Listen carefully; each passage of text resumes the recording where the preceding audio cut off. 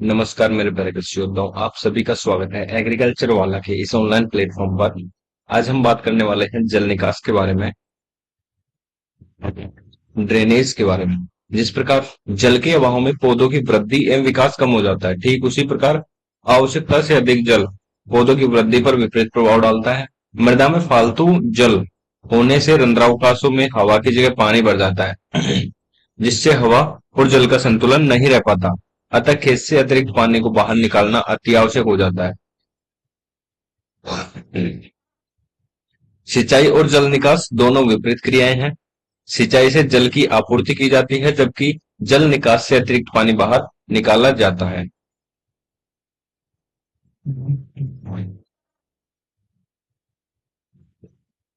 जल निकास की डेफिनेशन की परिभाषा है कि मृदा से अतिरिक्त पानी को कृत्रिम विधियों द्वारा बाहर निकालने की क्रिया को जल निकास कहते हैं।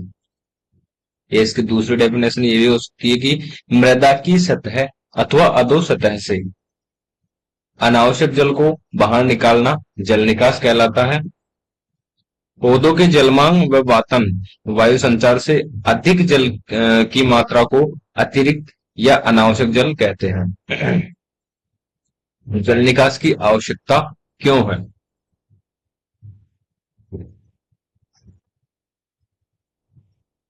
अधो भूमि में सख्त तह का उपस्थित होना, जिसके कारण पानी नीचे की सतहों में नहीं पहुंच पाता, वह ऊपरी सतह पर एकत्रित हो जाता है। अधिक वर्षा वाले क्षेत्रों में जहां पानी की जल निकासी छोटे छोटे नाले या नालियों द्वारा सीमित हो जाती है।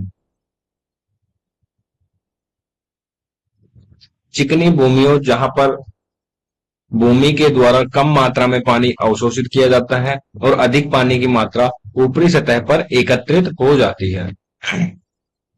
ऐसे क्षेत्रों में जहां पर भूमि में जल भूमि की ऊपरी सतहों में ही पाया जाता है। लवणीय भूमियों में हानिकारक लवणों को खेत में हटाने के लिए भूमिगत जल निकासी की आवश्यकता होती है। नहरी क्षेत्रों में जहां किनारे के खेतों में पानी निस्पंदन द्वारा एकत्रित हो जाता है। जो भूमियां जल चरण को प्रभावित होती हैं, वहां पर कभी-कभी जल चरण को कम करने के लिए जल निकास के रास्ते तैयार किए जाते हैं। समतल भूमियों में कुछ फसलें पानी में 8 से 10 घंटे रहने पर प्रतिकूल रूप से प्रभावित होती हैं, अतः ऐसी अवस्था में जल निकास आवश्यक है। वे भूमियां जिनमें फालतू जल शीघ्र नहीं निकाला जा सकता। निचली सतह भूमियां, तराई क्षेत्र की दलदली भूमियां, तो इसलिए और इन स्थानों पर जल निकास की आवश्यकता पड़ती है।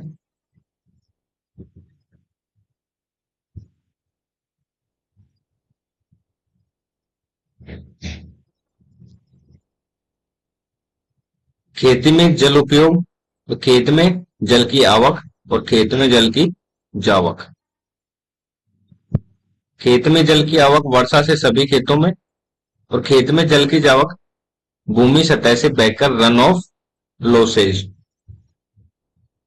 खेत में जल की आवक सिंचाई से केवल सिंचित खेतों में, खेत में जल की जावक फसलों द्वारा उपभोग। खेत में जल की आवक सीपेज से नदियों, कच्ची नहरों एवं बांध से, बांध के किनारे के खेतों में या निचले क्षेत्रों में।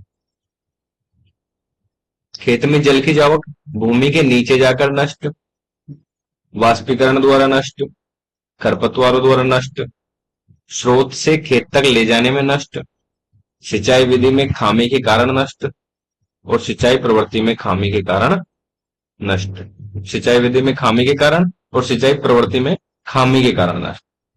तो ये कुछ कारण थे जिनके द्वारा वर्षा नहीं, सॉरी, खेत में जल की आवक हो रही थी। और ये कुछ कारण थे जिनके कारण खेत में जल की जावक हो रही थी, यानी खेत से पानी खत्म हो रहा था, निकल रहा था।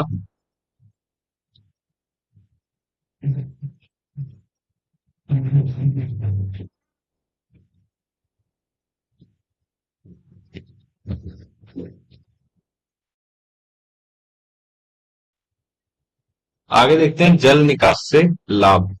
जल निकास से क्या क्या लाभ है।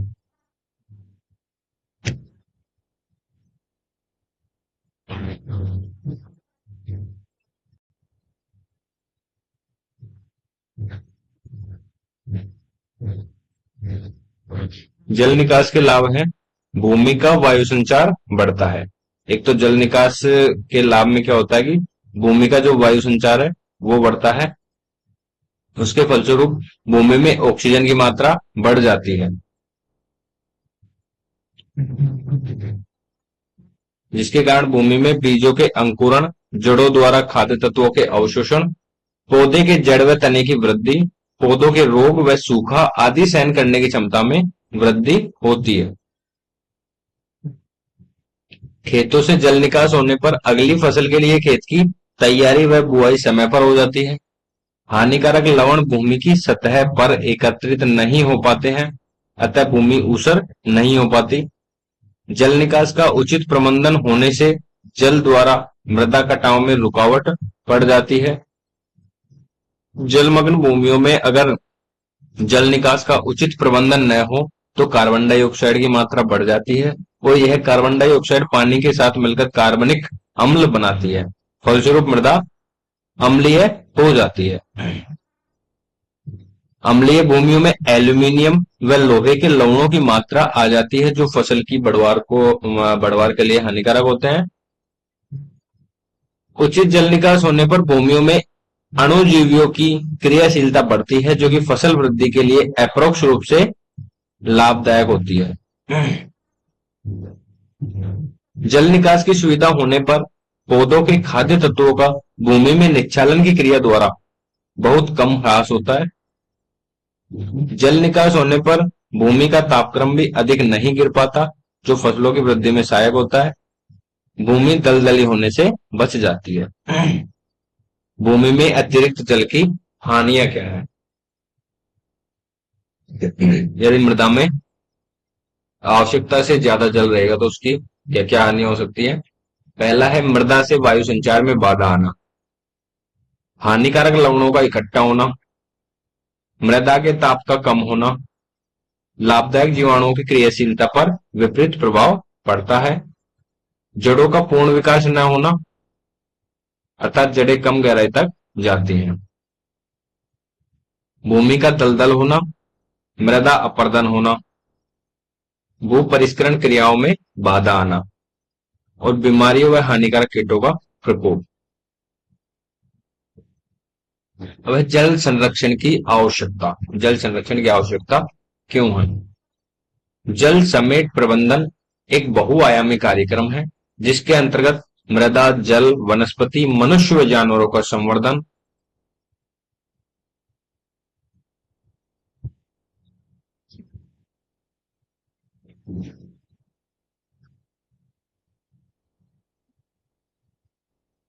व विकास, मृदा अपरदन व गाद की रोकथाम, बाढ़ व सूखा नियंत्रण, भूमि व भूमिगत जल में सुधार, घास चारा ईंधन व फसलों की पैदावार में अनियमित आधार पर वृद्धि, पर्यावरण व पारिस्थितिकीय सुधार आदि कार्य आते हैं।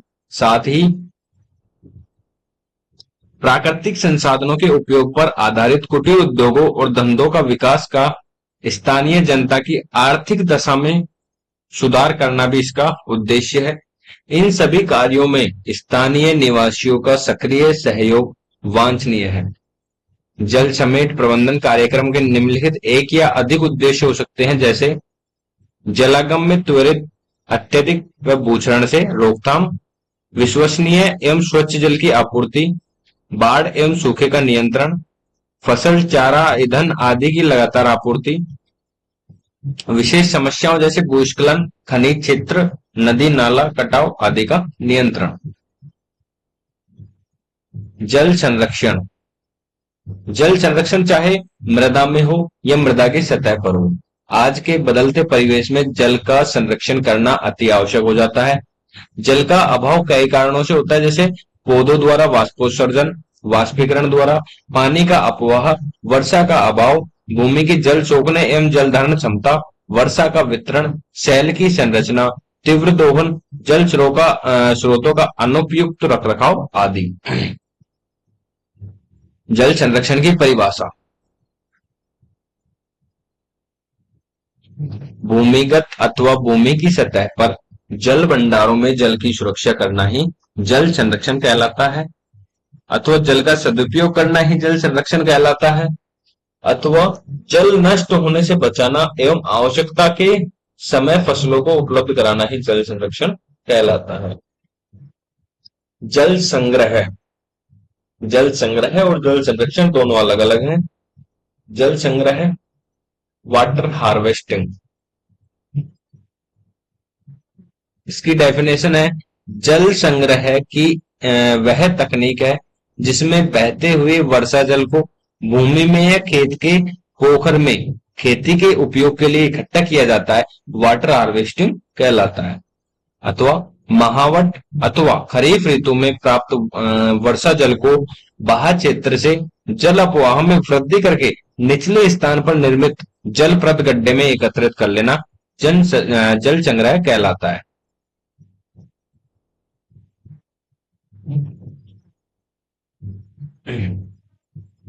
जल संग्रह की एक डेफिनेशन और हो सकती है कि ढलान वाले क्षेत्र बनाकर और ढलान से होने वाले अफवाह पानी को इकट्ठा करके एवं संरक्षण करके जरूरत के समय इसका उपयोग करना ही वाटर हार्वेस्टिंग कहलाता है। वाटर हार्वेस्टिंग की दो विधियों का वर्णन किया जा सकता है, जिसमें पहली है लघु जल संग्रह विधि। लघु जल संग्रह विधि, इस विधि में जल को भूमि में संग्रह किया जाता है। इसके भी दो तरीके हैं। लघु जल संग्रह विधि, इस विधि में जल को भूमि में संग्रह किया जाता है, भूमि के अंदर इसको इकट्ठा किया जाता है। इसके दो तरीके हैं, दो कतारों के बीच। इसमें खेत में डोलियों व नालियां बनाकर डोलियों पर फसलें उगाई जाती हैं और नालियों में जल संग्रह किया जाता है। यह तरीका उन क्षेत्रों में अपनाया जाता है जहां वर्षा लगभग फसल के पानी की जरूरत के बराबर होती है। डोलियां एवं नालियां बनाने के लिए रीजर सीडर यंत्र का प्रयोग करना अच्छा रहता है। इस विधि में बाजरा, गंवार, मूंग एवं लोबिया आदि फसलें ली जा सकती हैं।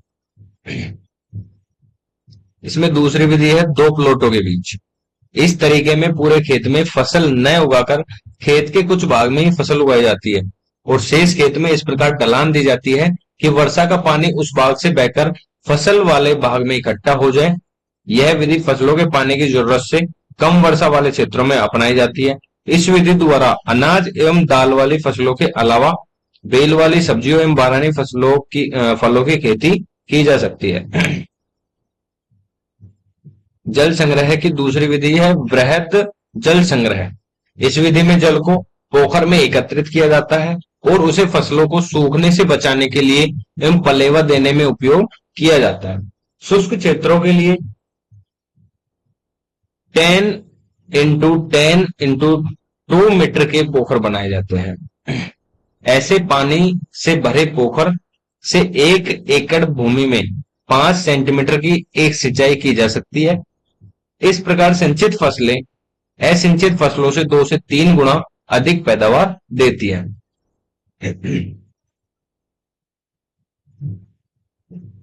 स्थल पर मीठे जल के मुख्य प्राप्ति क्षेत्र, एक है भूमिगत अंडरग्राउंड, दूसरा है धरातलीय सरफेस। धरातल के नीचे गहराई पर चट्टानों के कणों के मध्य रिक्त स्थान तथा दरारों में उपलब्ध जल के भूमिगत जल कहते हैं।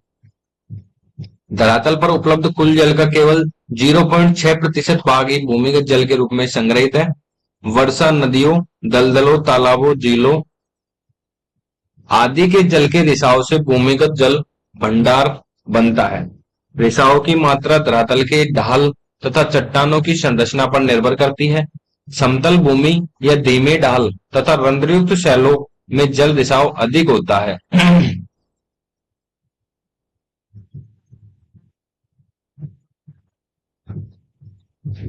इसके विपरीत तीव्र ढाल तथा अरंध्रयुक्त शैलों में बहाव अधिक होने से रिसाव कम होता है। प्राचीन काल से ही मानव भूमिगत जल की प्राप्ति कुओं के माध्यम से करता आ रहा है। आज भी हाथ से खोदे हुए कम गहरे कुओं से करोड़ों लोग पीने तथा अन्य उपयोगों के लिए पानी प्राप्त करते हैं। भूमिगत जल के ऊपरी तल को भूमिगत जल स्तर कहते हैं। भूमिगत जल से अधिक गहरा कुआं खोदने पर उसमें भूमिगत जल स्तर के स्तर तक पानी प्रकट हो जाता है।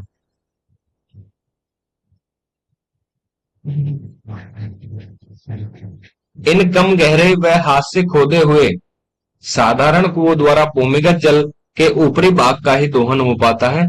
शुष्क मौसम में भूमिगत जल स्तर नीचे गिर जाने पर कई छिछले कुएं सूख जाते हैं। कुओं से जल अधिक मात्रा में खींचने पर भूमिगत जल तल उल्टी शंकु की भांति नीचे बैठ जाता है। इसे गर्त शंकु कहते हैं। शंकु उत्पन्न करने वाला मुख्य कुआं ही नहीं बल्कि ऐसे शंकु की परिधि में आने वाले छिछले कुएं भी सूख जाते हैं। आजकल तीव्र दर से बढ़ती जनसंख्या के लिए प्रत्यक्ष रूप से तो पानी की खपत बढ़ ही रही है, साथ ही अधिक कृषि उपयोग की आवश्यकता के कारण तथा बढ़ती हुई औद्योगिक मांग के कारण भी जल की आवश्यकताएं काफी बढ़ गई हैं। अतः विश्व के अनेक क्षेत्रों व देशों में कुओं को मशीनों की सहायता से गहरा खोदकर गहराई पर उपलब्ध विशाल भूमिगत जल भंडार का उपयोग किया जा रहा है। इन्हें नलकूप कहते हैं। इनसे न केवल विश्व की जनसंख्या के बहुत बड़े भाग को पीने का पानी बल्कि सिंचाई तथा औद्योगिक आवश्यकताओं की पूर्ति हेतु काफी मात्रा में जल उपलब्ध कराया जाता है। प्राप्त किए जाने वाले जल की मात्रा के बराबर जल का पुनर्भरण अति आवश्यक है। ऐसा न होने पर गर्त शंकु निरंतर विशाल तथा गहरे होते जाते हैं। यह स्थिति लंबे समय तक बनी रहने पर जल स्तर निरंतर गिरता जाता है। कुओं में जल पुनर्भरण करने के उपाय।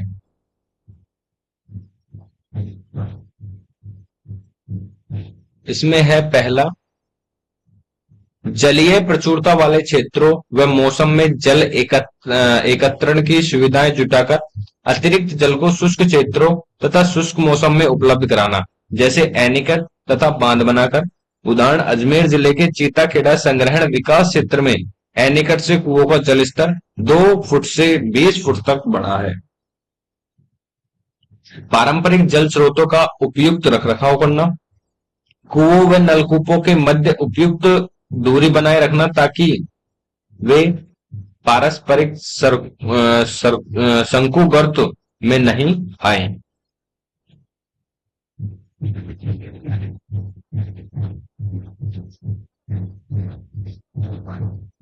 प्रत्येक क्षेत्र में वर्षा के जल को छोटे छोटे तालाबों में एकत्रित करना ताकि स्थानीय रूप से भूमिगत जल स्तर में वृद्धि होते होते व्यापक क्षेत्र में भूमिगत जल का पुनर्भरण हो सके। जल स्रोतों के दोहन की मात्रा पुनर्भरण की मात्रा तक सीमित रखना। वर्षा जल संग्रहण हेतु निम्नलिखित उपक्रम स्थापित किए जा सकते हैं।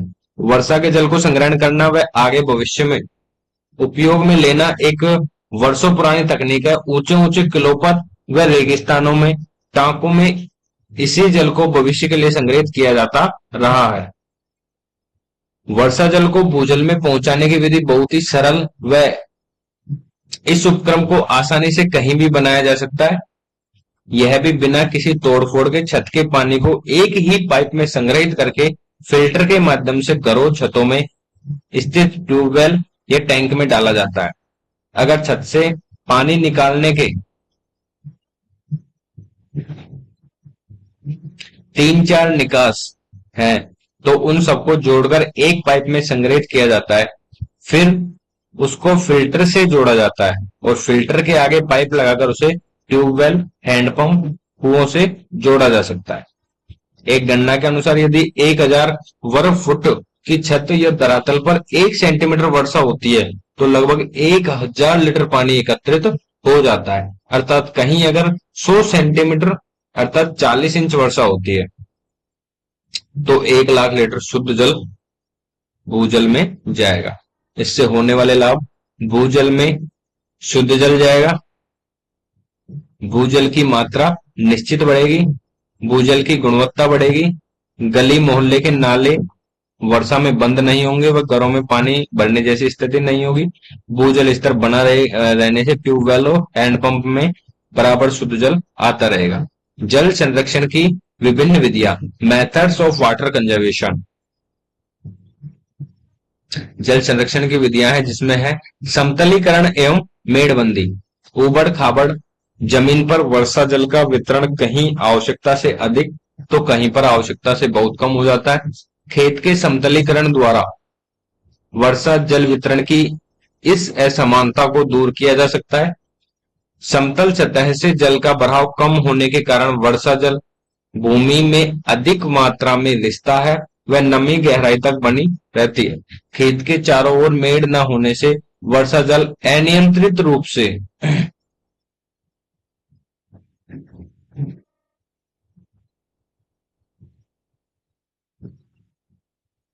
बहकर मृदा का अपरदन कर खेत में अवनालिकाएं विकसित कर भूमि को खराब कर सकता है। अतः खेत को समतल कर चारों ओर न्यूनतम 50 सेंटीमीटर से 60 सेंटीमीटर ऊंची मेड़ बनाकर वर्षा जल पोषक तत्व खाद व बीज को बाहर जाने से रोका जा सकता है।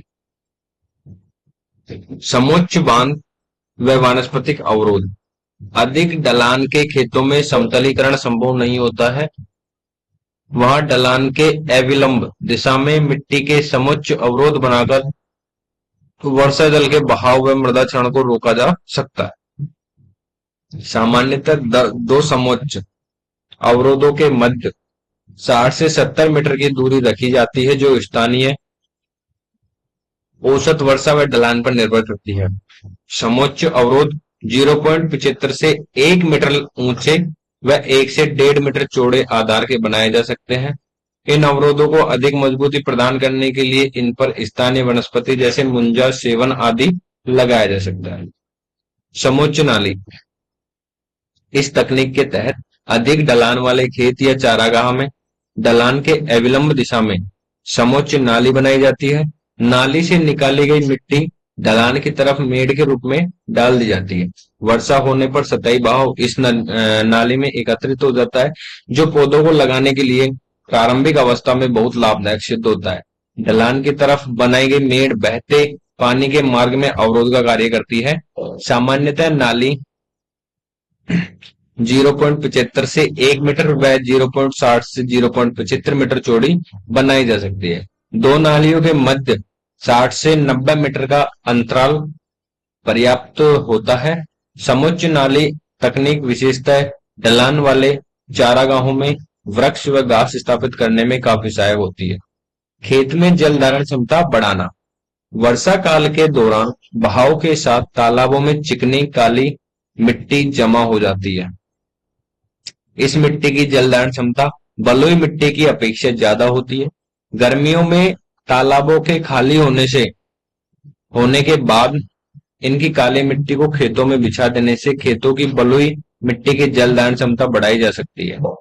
वह पानी अधिक समय तक फसलों के उपयोग के लिए भूमि में उपलब्ध रहेगा। खेत की जुताई।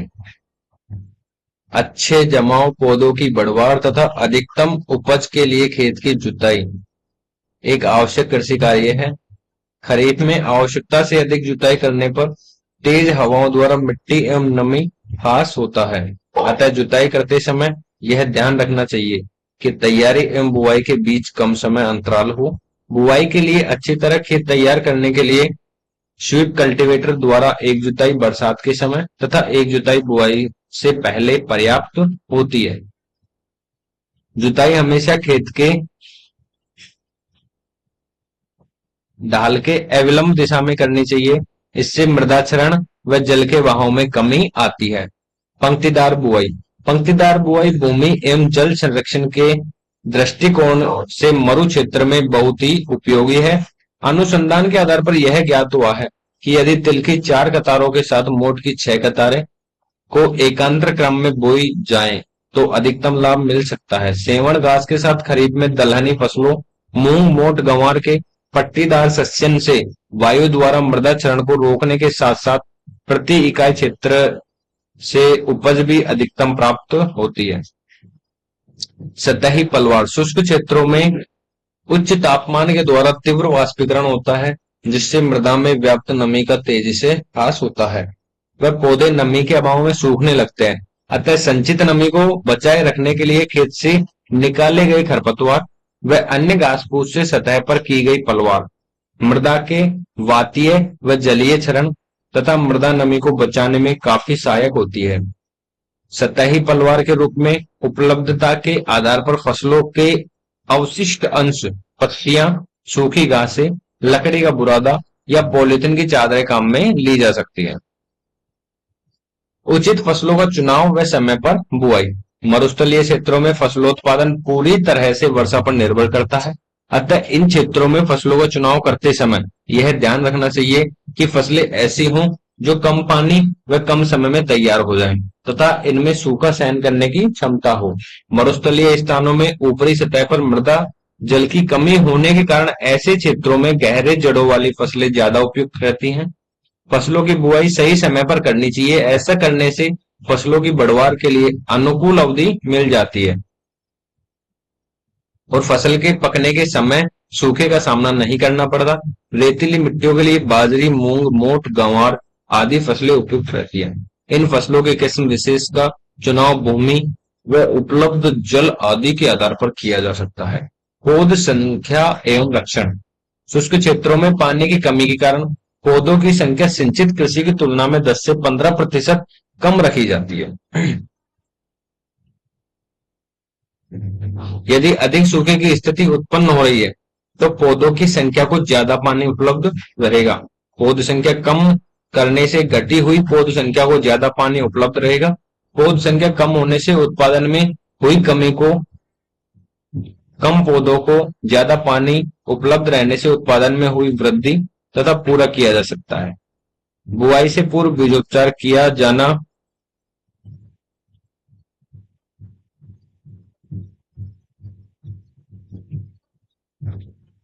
आवश्यक है। 2 से 3 वर्ष के अंतराल पर जैविक खाद का प्रयोग भी फसल उत्पादन में काफी सहायक होता है। खरपतवार निकालना।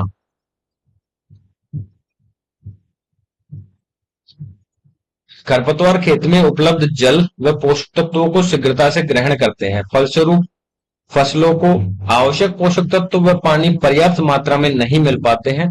अतः फसलों को पर्याप्त नमी व पोषक तत्व उपलब्ध कराने हेतु समय पर खेत को खरपतवारों से मुक्त कर देना चाहिए। खरपतवार को उपयुक्त फसल चक्र अपनाते हुए खुरपी, कल्टीवेटर या खरपतवार नाशक दवाइयों का प्रयोग करके नियंत्रित किया जा सकता है। इस प्रकार मरु क्षेत्र में विभिन्न प्रकार के सस्यन से अधिकतम उपज एवं लाभ प्राप्त किया जा सकता है। जल संरक्षण की ऊपर दी गई विधियों के सफल प्रयोग से खरीफ की फसलों की अच्छी उपज के साथ साथ रबी की फसलों की बुआई के लिए भी नमी मृदा में संरक्षित रहती है। ये था अपना आज का टॉपिक, जल निकास।